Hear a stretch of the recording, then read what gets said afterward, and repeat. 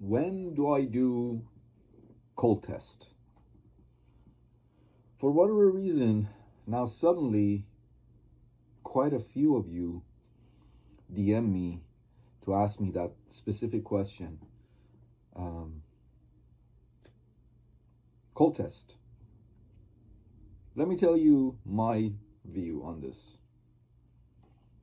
I put the least amount of emphasis on vitality tests. I'm going to be controversial today. All right, the least amount of emphasis on vitality test. Why? Cold test is one of the most unreliable tests that you can do. It can give you a false positive or give you a false negative. Very rarely a cold test is a good indication for the status of the pulp. So for that reason, I put the least amount of emphasis on the cold test. I do the cold test, but I don't rely on the cold test to make just the cold test. I don't rely just on the cold test to make a diagnosis. So cold test is one of the tests that I may do, but it's not the only test. So let me give you an example here. The patient comes in and they have a toothache. I ask them, I say, okay, what's going on? I have a toothache, the tooth hurts, wakes me up in the middle of the night. I have to take, during the day, I have to take pain medication for it, and so on and so forth. You see here, the patient doesn't say anything about the temperature sensitivity. They may say it, and sometimes they don't say it. They say, when I bite down on the tooth, it hurts. So I immediately ask them, I say, what about temperature? Let's say you eat or drink something cold or something hot. Can that make the pain worse? And they may say yes or may say no. But if they had a tooth that was really temperature sensitive, they will tell you that. They will tell you that. They say it hurts when I bite down on it, and also hot and cold. Oh my goodness. Because people drink and eat stuff, right, throughout the day. Cup of coffee, iced tea, So if the tooth is temperature sensitive, very likely they will tell you. But it doesn't hurt if you ask them. You say, what about temperature? Or if they don't tell you, if they don't tell you that the tooth is sensitive, if there's no indication, just say I have a toothache. And sometimes you just have to extract some information from them. The first thing I ask them is that point with your finger, point to the tooth that you think your pain is coming from. All right, so that's the first thing I do. Point to the tooth. I want to see if the patient can point to the tooth. Sometimes they're kind of confused. I give them a mirror. I say, okay, look in the mirror and tell me which tooth. Most of the times they know which tooth. All right. And by the way, we have already taken multiple angulation PAs and a good bite wing too.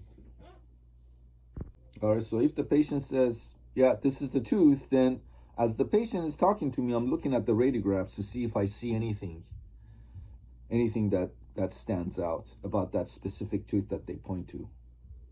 I might see a huge decay approximating the pulp, right, of that specific tooth that they point to. That's a no-brainer right there and there. I may see a periapical lucency. That is also a telltale sign. So let's say I see a huge cavity in the tooth that they point to. Huge cavity approximating the pulp of the tooth, right? Would I do a cold test on that tooth? Will it be necessary for me to do a cold test on that tooth? I can just go based on the radiographic evidence. I test other teeth, percussion, palpation, probings. I do all of that stuff, but I wouldn't torture this poor patient and do a cold test on that tooth. That cold test does not provide me any valuable information, right? because the radiograph tells me exactly what the problem is. The patient is pointing to that tooth. I'm done with diagnosis. I honestly really don't care about the pulpal diagnosis at this stage, or periapical diagnosis for that matter. If I see a periapical radiolucency, and I do the percussion and palpation and probings and all that stuff, I don't do a cold test. Why would I want to do a cold test on such a tooth? Or, as I said, the tooth that has a huge cavity approximating the pulp of the tooth. Why would I want to do a cold test on that one? I already know that is because of the approximation of decay to the pulp of the tooth. It's irreversible pulpitis. Why would I torture this poor patient more than he or she has already suffered? The pulpal diagnosis, cold test, vitality test, does not provide me any more information in that instance. Okay, the example that I just provided. So, a huge cavity approximating the pulp of the tooth. I don't do cold test on that tooth. I do all the other tests, percussion, palpation, probings, and all that other stuff. But no cold test is necessary. If I see a periapical radiolucency on the tooth, I don't do a cold test on that tooth. The diagnosis is very likely a necrotic pulp. So the cold test will not provide me. It actually confuse me, because if it's a false positive, then I'm like, what the heck? So there's no need to do vitality in such cases. Now let's say a patient walks in and they don't know which tooth. So they're in a lot of pain. They say, I have a tooth that hurts, and tooth really hurts to cold too. I asked them, I said, how long does the pain to cold last? Let's say you eat or drink something hot or cold from something cold from 0 to 10. They say like 8. They don't know which tooth. The next question I ask them is, has there been any recent dental work on, let's say they say they have pain on the right side. They don't even know if it's the top tooth or the bottom. Is it maxillary, one of the maxillary teeth, the mandibular teeth? All right, they just say, I have pain here. I ask them, I say, has there been any recent dental work on the right side of your mouth? Any of those teeth, fillings, crowns, or anything like that? All right, that can also lead me to a specific tooth. And let's say they say, no, I just have a tooth that's really, really, really sensitive to cold. I ask them, how long does the pain last? They say, I don't know, 20 seconds, 15 seconds, 20 seconds, a minute, 2 hours, anything more than 15 seconds, any lingering pain to cold more than 15 seconds, that's considered irreversible pulpitis. So the patient doesn't know which tooth, and you're looking at the radiographs and you don't know which tooth, right? Everything is within, all the radiographs are within normal limits. No recent dental work on that side, on the right side, upper or lower, because if it could be an upper tooth referring to the mandibular teeth. It could be a mandibular tooth referring to the maxillary teeth. So that's why when the patient can't tell, you have to test everything on that side, upper and lower. All right, now, in this instance, vitality test becomes important. Cold test becomes important. So now you have to warn the patient. You have to tell them, I'm sorry, I have to do a whole bunch of cold tests on your teeth. They're like, oh my goodness. Oh man, usually the patient will respond something like that, because they know that the cold will hurt the tooth. But you have to do it. You tell them, I have to do it. I have to have your consent to do it. If you don't want me to do it, I can't help you. I'm not going to do it. I'm not going to force you to do it. I need your consent to do it. If you want us to know which tooth it is, I have to do a cold test. And I have to do a bunch of cold tests on your upper teeth and your lower teeth, because you don't know which is it, upper tooth or bottom tooth, and I can't tell either.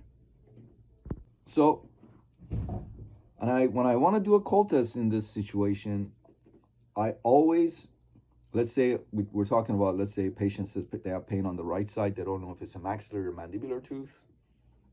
I never start with that side because I want to get a baseline cold test. So I ask the patient, I say, do you have a tooth with a root canal on the left side? If they say no, then I always test the tooth on the left side, be it upper or lower, maxillary or mandibular tooth, because I want to get a baseline. So I say, raise your hand. I'm going to touch something cold to your tooth. Raise your hand when you feel the cold sensation in your tooth. Keep it up and drop your hand as the cold sensation goes away. All right, so for baseline, I test the tooth on the left side, upper or lower. Or sometimes both. I pick a tooth on the upper left side and I pick a tooth on the lower left side. And so now I have a baseline. I know exactly how this patient responds to cold on the side of his or her mouth that is considered to be normal. All right. So now I say, remember the cold response, right? I tell the patient, remember how you're feeling when I touch something cold to your teeth on the left side. Now I'm going to do the same with your teeth on the right side, and I start from, let's say, the maxillary, most posterior tooth, and then just work my way to the anterior teeth, and then I do the same with the mandibular teeth, most posterior, and work my way up to the most anterior tooth. And of course, usually in situations like that, you hit a tooth and the patient jumps out of the chair. Usually they hold their face, it hurts a lot, lingers. And just in these cases, just be ready to give some kind of an injection. You can even use topical, something to relieve the pain for them. All right, so be prepared for that if that happens, because you don't want your patient to suffer. So in these situations, cold test becomes important. Okay, so that's really the only situation that I rely on my cold test for to properly diagnose. Usually, as I said, cold test by itself is meaningless unless you have other tests that point to that same exact tooth.